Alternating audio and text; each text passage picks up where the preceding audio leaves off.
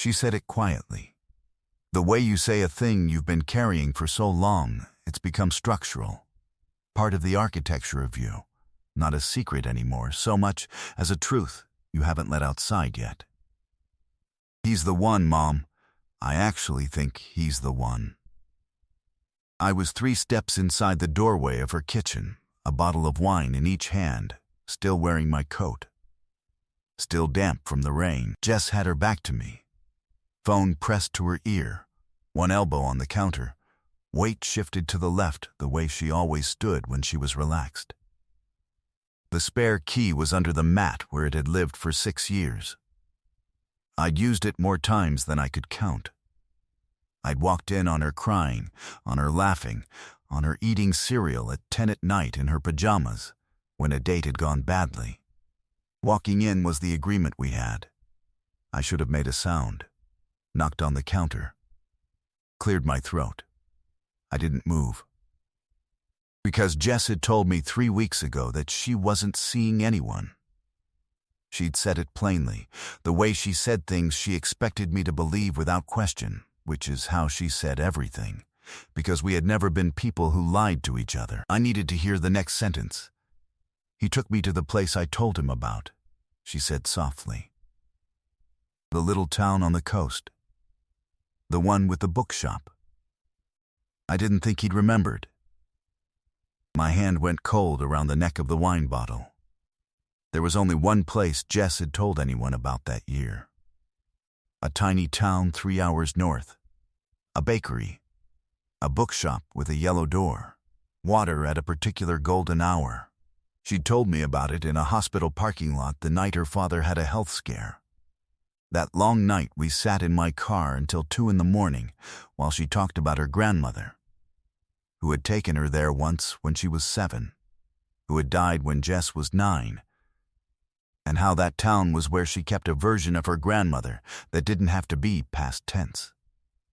She had cried. I had held her hand. And I had told Caleb about it 3 weeks later, in a conversation about her upcoming birthday, trying to think of somewhere meaningful, somewhere she'd love. He said it was too far. He said he had a work thing that weekend. I set one bottle down on the floor as quietly as I could, and took 2 steps backward and let myself out the same way I'd come in, and I stood on her porch in the rain with 1 bottle of wine and a feeling that hadn't organized itself into a thought yet, but that sat in my chest with the weight of a stone dropped from a very great height. I stood there long enough for the rain to soak through my coat properly. I counted the things I knew in order to test whether they still added up. Jess, best friend, 6 years, no secrets, no agenda, the most honest person I had in my life. Caleb, 8 months, a drawer in my apartment. Every evening, soup in February. The coastal town, her grandmother, the yellow door, a story she had cried while telling me. And the sentence she'd just said to her mother, in her own kitchen, about someone who had taken her there. The things I knew kept adding up to the same answer. I went back inside. I knocked this time. Caleb and I had been together for 8 months. Not official. He was careful with that word. And over time I had learned not to pull on the threads of it. He called me every evening. Not dramatically. Not like a declaration, just the way you call someone who is part of your daily architecture. He had a drawer in my apartment. He knew how I took my coffee and which side of the bed I needed, and that the refrigerator hum in the dark made me anxious in a way I couldn't quite explain even to myself. He brought me soup in February when a cold turned into something worse, and he sat on the edge of my bed and watched a documentary that neither of us cared about. And I thought, this is what it looks like when someone chooses to stay. He texted me good morning with such reliability that, on the single morning he didn't, I noticed before I'd fully opened my eyes. He remembered the details I told him. Small ones, the kind that feel like nothing at the time. The name of the teacher who had made me feel invisible in 8th grade. The specific sound my mother made when she was trying not to cry. my best friend's grandmother's town with the yellow door bookshop. He tucked things away and produced them at the right moments. And every time he did, I thought, this person is actually paying attention to me. This is what it looks like to be known. I had told myself that was what love looked like before it knew its name. Jess had met him twice. Both times in groups, dinners, the kind of gatherings where everyone is performing at half volume and no one is quite themselves. She said she thought he was smart and interesting, which was Jess's careful way of saying the verdict was still forming. I trusted her to get there. Her verdicts were worth waiting for, because they were always right. What she hadn't told me was that she and Caleb had apparently been assembling something themselves, outside of those dinners, for the past 4 months. What she hadn't told me was that she was already at a conclusion. I sat in my car in the rain for 22 minutes and did the thing you do when something doesn't add up and you desperately don't want it to. I tried every other explanation. Maybe she was talking about someone entirely unconnected to me. Maybe there were other coastal towns she'd told other people about. Maybe I'd misheard the detail. Maybe the whole thing was a fragment stripped of its context, and inside I'd find Jess waiting with cheese on a board, and none of it would mean what I thought it meant. I went back inside. I knocked this time. "You're soaked," she said when she opened the door, and took the wine and pulled me in. I forgot my umbrella at the office. She handed me a dish towel and poured us both a glass, and for the next 20 minutes we were exactly what we'd always been. She talked about a difficult week. I talked about a colleague who had been making my days harder than necessary, and she put cheese on a board the way she always did. That specific arrangement of things she knew I liked, and I ate it and laughed at the right moments and watched her face for something I didn't yet have language for. She looked happy. Not the performed kind, not the happiness that needs an audience and dims when the room empties. The kind that lives underneath, that comes through at the corners of your eyes when you're not monitoring yourself. I had been reading Jess's face for 6 years, and I knew the difference. Whatever this was, it was real to her. That was the part I had to keep holding separately from the rest, because it mattered, and I didn't want to lose it in the noise of the other part. "Your weekends have been good lately," I said. "Casual. The way you say something when what you're actually doing is leaving a door open. Really good," she said, picking up her wine. "Better than I've felt in a while, honestly." She didn't walk through the door I'd left open. She changed the subject, smoothly, to something I'd mentioned the week before. And I let her, because pushing was not yet the right tool. I needed her to tell me in her own words, not because I caught her, but because she chose to. That night, after I left, I texted Caleb and asked if he wanted to come over. He said he had an early morning. He sent one emoji, small, easy, warm, the kind that costs nothing and asks nothing and gives nothing.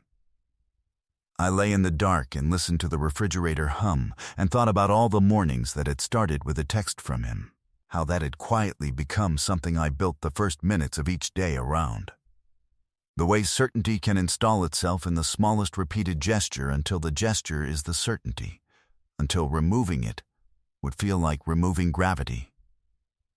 He called the next afternoon, mid-sentence with someone in the background the way he got when he was multitasking and calling anyway, as proof that I was worth the interruption.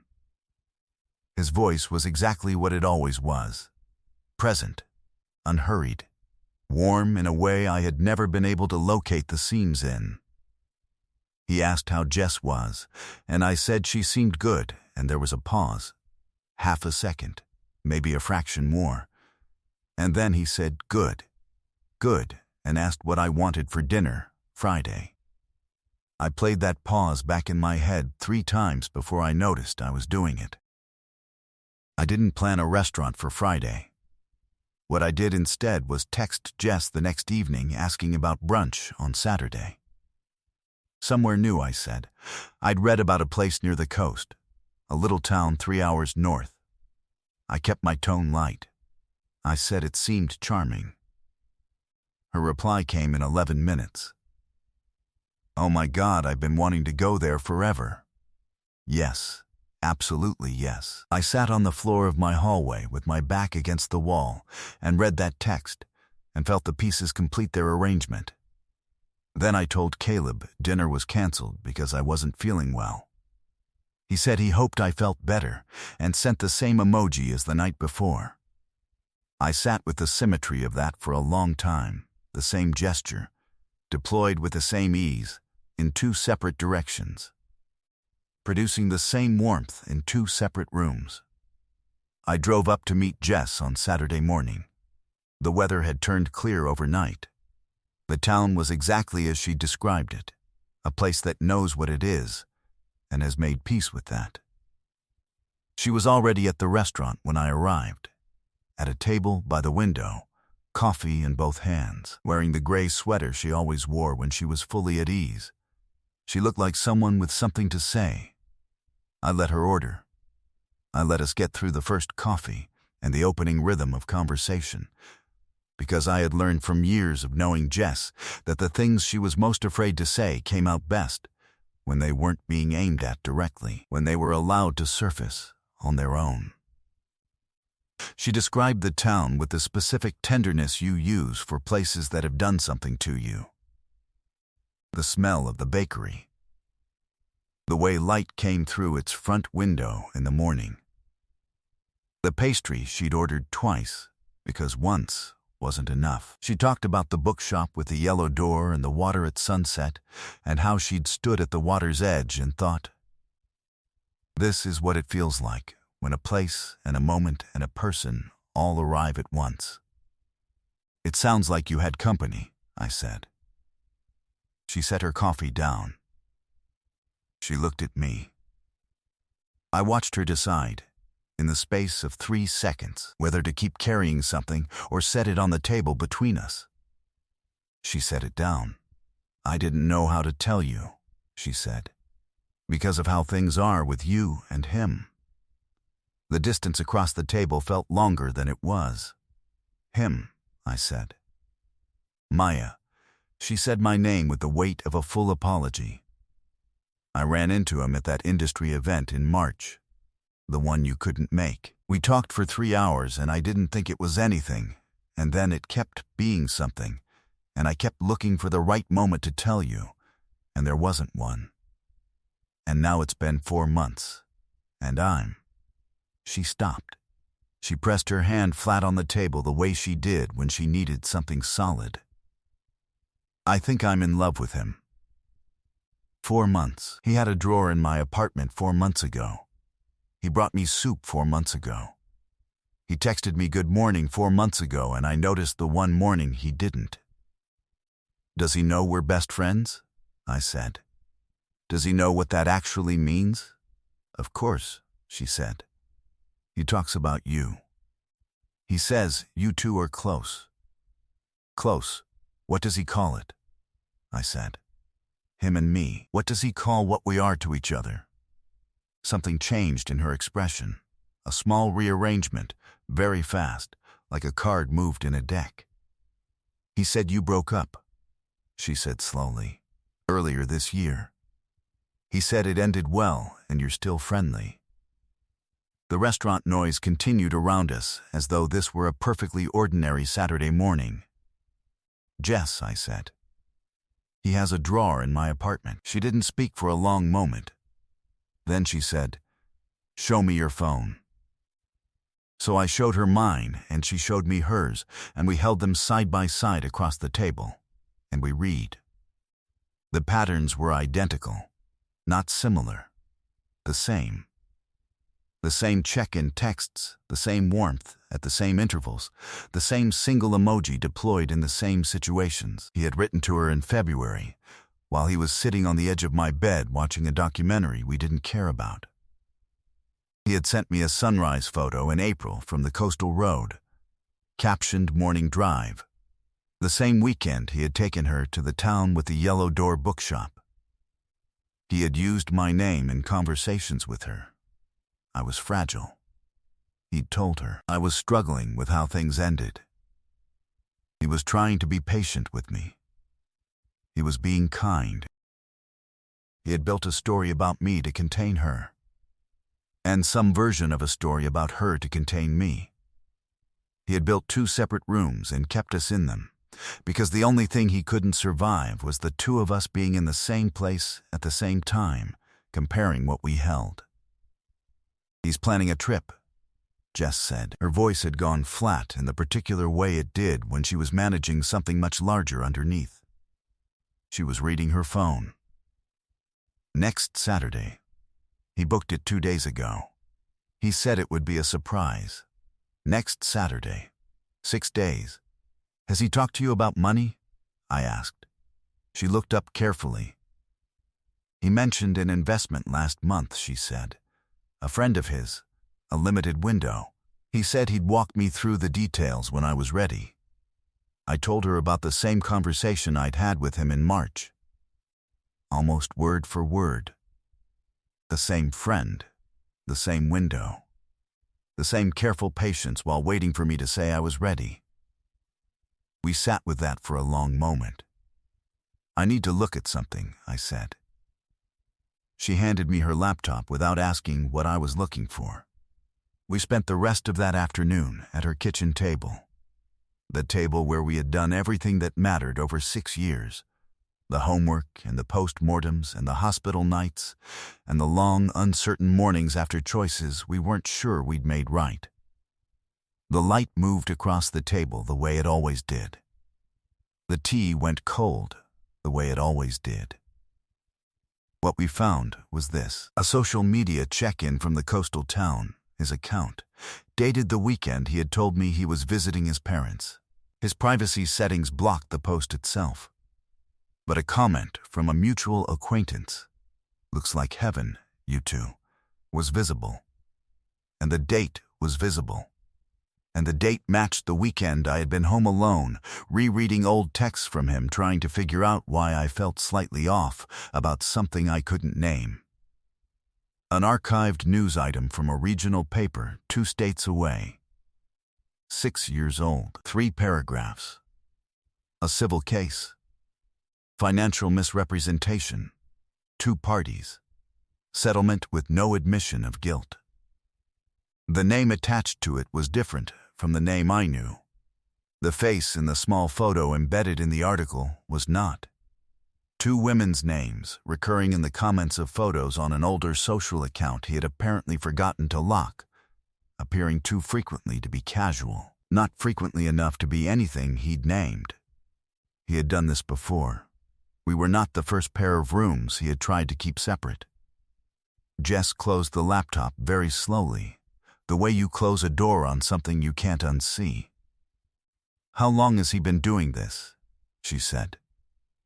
"The article is from 6 years ago," I said. She was quiet. "The trip is in 6 days," she said. "I know.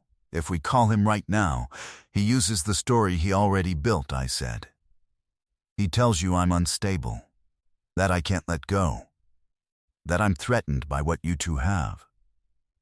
She was quiet. "And he tells me you're confused," she said, "that you're reading something into nothing, that you're trying to ruin the first real thing I've had in years because you can't stand to see me happy." "Yes," she looked at the wall for a long moment. "So we move together," she said, "before he can separate us again." She texted him from across the table while I watched. "So excited for next Saturday," she wrote. She used the emoji he liked. She hit send and put the phone face down on the wood. His reply came in 3 minutes and 40 seconds. "Can't wait. You deserve this." She showed me the screen. I looked at the word deserve and thought about all the ways a single word can be a gift and a tool in the same breath. How it can land differently depending on whether the person behind it intends for you to receive it or to owe them for it. We documented for 2 more evenings. Jess organized the texts that referenced the investment pitch. The timeline of when he'd first mentioned it, the vagueness of the details, the deliberate patience of waiting until trust was fully established before applying the first real pressure. I compiled the parallel calendar. 8 months of my own thread laid against the schedule he had apparently been running simultaneously. The coastal photo, with 2 different captions, sent in 2 different directions. Consecutive Thursday nights, working late to me, catching up with a friend to her. The same evening running identically in 2 directions. We found the 2 names from the old account and did what we could with what was publicly visible. It was enough. Not for a court, not yet, but enough to confirm the architecture of what we were looking at. Enough to understand that the patience, the warmth, the perfectly calibrated attention, none of it had been personal to either of us. It was a system. We had walked into a system that was designed to feel like being known. We weren't building a record to punish him. We were building it because the trip was 6 days away, and we didn't know what he had planned for Jess at the end of it, and the one thing he had never accounted for was both of us having the same information at the same moment. Jess's cousin was 2 years out of law school. She looked at what we had assembled on a video call and used the word pattern 3 times before we finished explaining. She said the documentation we had was more than most people walked into her office with. She told us to be deliberate and not to tip him until we were ready. The days between Sunday and Wednesday were their own particular kind of strange. Jess had to keep texting him normally, responding when he reached out, matching his energy, sending nothing that would make him recalibrate. She told me every time she picked up her phone to do it, her hands felt like they belonged to someone else. He sent her a photo of a hotel confirmation on Monday, somewhere on the water, something with a terrace, the kind of place that is expensive enough to signal intention. She showed me immediately, and her face when she forwarded it was doing 3 separate things at once. The anger, the sadness, and underneath both of those, something harder to name. The grief of losing something that turned out never to have been what you thought, which is the loneliest kind of grief, because you can't explain to anyone exactly what you're mourning. I had my own version of the same week. He called me Monday evening, easy and warm as always, and I talked to him for 18 minutes about nothing and kept my voice the same, and when I hung up I sat on my kitchen floor for a while and let myself feel the full weight of 8 months being reread backward in real time. Every good morning text, every evening call, every warm gesture offered in one direction while being simultaneously offered in another. I thought about the documentary in February, the soup, the drawer. I thought about how much of what I had felt was real, even if the context around it wasn't. I decided that question mattered, and also that it didn't change anything. On Tuesday, Jess sent him a voice note. We had decided a voice note was safer than text, warmer, less likely to read as off. She sat in her car in a parking garage and recorded herself saying she couldn't stop thinking about the trip and that she was so glad he existed. She played it back for me afterward, and her voice in the recording was perfect, warm and genuine. Because the thing about Jess is that she was never pretending not to have loved him. She was just no longer willing to let that love be used against her. I spoke to the cousin on Wednesday evening. I called Caleb on Thursday afternoon. I kept my voice easy. I had practiced the register in my head. Warm, a little uncertain, the way I sounded when I was genuinely glad to be talking to him, which until very recently had simply been the way I sounded. I told him I'd been thinking more about the investment and that I was probably ready to move forward, that I wanted to talk through the details in person before I did anything with the numbers. He said he was free Friday evening. I said that worked. "I'm really glad, Maya," he said. I think this is going to be good for you. I said I thought so too. I kept my voice perfectly even until I hung up. We met at the restaurant where we'd had our first real dinner 8 months ago. The low lighting, the good bread, the corner table where I had thought, this is what it feels like when something real begins. He arrived 5 minutes after me, which was his habit. Just enough lateness to put you in the position of having waited, not enough to read as inconsiderate. He ordered the pasta, asked about my week, reached across and touched my hand when I mentioned being tired, and the touch was present and warm and entirely constructed, and I understood for the first time that those things are not mutually exclusive. A gesture can be real and deliberate in the same moment. Warmth can be genuine and weaponized in the same hand. The recording was already running. My phone was face down on the table to the right of my water glass, and I had tested the audio twice in Jess's kitchen before I left. And Jess was home right now with her phone on the table in front of her, waiting for a text from me that said either clean or done. And I thought about all of that and kept my face arranged in the expression of someone who was simply having dinner. That is its own strange skill. Sitting across from someone who has misread you so completely and returning the misreading.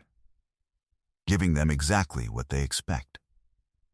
I thought about Jess sending that voice note from the parking garage, the careful warmth of it, the way love and grief and fury can coexist in a single composed sentence. I thought about how much practice we'd had, both of us, at being exactly what someone needed us to be while carrying something else entirely underneath. I asked him to walk me through the investment. He talked for 9 minutes, and he was fluent in it. The kind of fluency that comes from repetition, from having run the same architecture enough times to know where the floor creaks and how to step lightly around it. He used my name twice. He held my gaze without breaking it. The way you look at someone when you need them to feel that the attention they're receiving is rare and entire and entirely theirs. When he finished, I said, "What happened in Renfield County in 2018? The warmth didn't leave his face right away. It took a few seconds. I watched it decide. "I don't know what you're talking about," he said. "The civil case," I said. "Financial misrepresentation, 2 parties, settlement with no admission of guilt." He picked up his wine glass. "That was a complicated situation," he said carefully. "It was resolved." "Does Jess know about the complicated situation?" I said. This time the pause was longer. "Jess and I are still getting to know each other," he said. "I'm not sure why she knows," I said. "She's known since Saturday. We've known together since Saturday." He set the wine glass down. "She knows everything you told her about me," I said, "and everything you told me about her, and what the timeline looks like when you put both threads side by side with the same calendar open." He was quiet for the first time since I'd known him. Not the comfortable quiet of someone who felt no need to fill space. The different kind. The quiet of a person who has just run the numbers and found they don't come out in his favor. "The trip is canceled," I said. "Any contact with either of us after tonight goes directly to her cousin, who has reviewed the documentation and used the word pattern 3 times. I picked up my phone and stopped the recording and put it in my bag. "She asked me to tell you that your investment conversation with her last month was also recorded. That one she did herself." He looked at me for a long moment across the table, where I had once thought something real was beginning. And then he said, quietly, with something in it I believe was genuine, "I really did like you, Maya." I stood up. "I know," I said. "That's the worst part." I walked out into the night air and called Jess, and she picked up on the first ring. "It's done," I said. She exhaled so slowly and so completely that it sounded like something she'd been holding for weeks. Maybe she had. Maybe I had, too. Here is what I want to tell you about what came after. I thought I would fall apart. I assumed I would. The way you assume a certain kind of loss has a certain kind of aftermath. The specific hollowness of realizing that 8 months of something you'd shaped your sense of the future around was never load-bearing to begin with. And there were mornings. That particular hour before the day has any shape yet, when I would lie in the half-dark and think about the soup in February, and the drawer, and the good morning texts, and the warm hand across a restaurant table, and the half-second pause on the phone when I said her name. I would lie there and think, he knew me. And then I would lie there and think, no, he studied me. Those are different things, and I had confused them. And that confusion is something I'm still working on understanding without being ashamed of it. But the falling apart kept getting interrupted by Jess. She called. She came over. She brought the good cheese and sat on the counter stool she always sat on and talked about the rage she felt, and then the sadness, and then the strange exhausted relief that comes when you finally stop carrying something you were afraid to put down. I talked about the same things in a different order. Somewhere in the middle of the third evening, I started laughing, not because any of it was funny, but because the alternative was something heavier than I could afford. And because there was something so precisely absurd about the fact that the person who had been architecturally designed to keep us apart had given us, in the end, the most honest conversation of our 6-year friendship. She told me she had been afraid to tell me about him, not because she wanted to protect a secret, but because she thought telling me might cost her me, and she couldn't work out which loss she could survive. What she had loved most about him, she said, was that he remembered the details. The town, her grandmother's name, the specific shape of her fears. She had believed that meant she was being seen. She was, just not in the way she understood. I want to be angry at you, she said one evening, over bad takeout and the good wine I'd been saving for the wrong occasion. For telling him everything, for being the reason he had the map. I know, I said. But you were just. She stopped. Looked at her hands. Started again. You were just telling someone you cared about everything about your best friend, because that's what you do when you love someone. You bring them into the parts of you that matter. Yes, I said. He used that, she said. But it wasn't wrong of you to do it. The drawer was gone by then. I dropped it in the donation bin on my corner on a Tuesday morning on the way to the office, without ceremony. I expected to feel something significant. I felt mostly lighter, in the specific way that happens when you've been carrying a weight long enough that you stop noticing it was there. The investment opportunity evaporated. We had the documentation, and he had the recordings, and the equilibrium between those two things held without further incident. Jess's cousin sent one email. There was no reply. There was a period, about 2 weeks in, where I found myself cycling through a specific question. Why did it feel like grief when the thing being mourned was a lie? I brought this to Jess one evening, and she thought about it for a long time before she answered. She said, because the feelings were yours. The feelings were never the lie. The lie was the container they lived in. You can lose a container and still have had the feelings, and the feelings were real. I wrote that down afterward. I've thought about it often since. There was one afternoon where I almost called him. Not to say anything, just to, I don't know, hear his voice be exactly what it always was and confirm, one more time, that the warmth was real, even if its source was not. I stood in my kitchen with my phone in my hand for about 30 seconds, and then I put it face down on the counter and texted Jess instead, and she called back in 4 minutes and talked to me about a work thing for 20 minutes without asking why I'd reached out. because she didn't need to. That is the thing about a friendship that's been honest long enough. It learns to read the silences, too. The drawer had belonged to him. The space where the drawer had been belonged to me again. I put a small plant there. It seems fine. Last month, Jess and I drove up to the coast. We went to the bakery. We found the bookshop with the yellow door and went inside, and each bought something. We stood at the water at the time of evening when the light comes in from the side and everything turns gold, and I understood why she'd needed to describe it to me, why it was the kind of place that feels incomplete until it's been given to someone. She held out her phone and took a photograph and said, "For the grandmother." I said, "For the grandmother." And that was all it needed to be. We drove back in the dark and talked about nothing important and everything comfortable. The way you talk with someone when the silence between sentences feels as easy as the sentences themselves. The kind of ease that only exists in a friendship that has been tested and chose to stay anyway.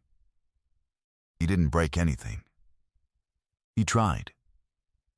But the thing between us had been built across too many honest years. Too many hospital parking lots and cold teas and kitchen table mornings to come apart because someone needed it to. He required our separation to survive. The moment we were in the same room, looking at the same timestamps, reading the same words, he was already finished. He thought he knew us because he had collected the details carefully and used them well. But he had never been in the room when it was just the two of us. No version of ourselves we were maintaining for anyone. No performance, no audience. He didn't know what we looked like then, and so he couldn't calculate what it would do when it was turned in his direction. Before I go, I have to ask you something. Have you ever been seen so precisely by someone? Have they ever known exactly the right details, the texture of your specific fears, the map of what makes you feel understood? And then discovered that the attention was real, but the intention behind it wasn't? That someone paid very close attention and then used everything they found? And have you ever had a friendship that survived something designed to end it? Not because it was easy, not because there was nothing to grieve or forgive, but because the truth you had built together across years of honest mornings and hard nights turned out to be stronger than any story someone else tried to tell about you. If you know that second thing, if there is someone in your life who showed up when it mattered, who chose you when it would have been easier not to, who sat across a kitchen table and decided the truth was worth whatever it cost, I want to hear about them. Tell me in the comments.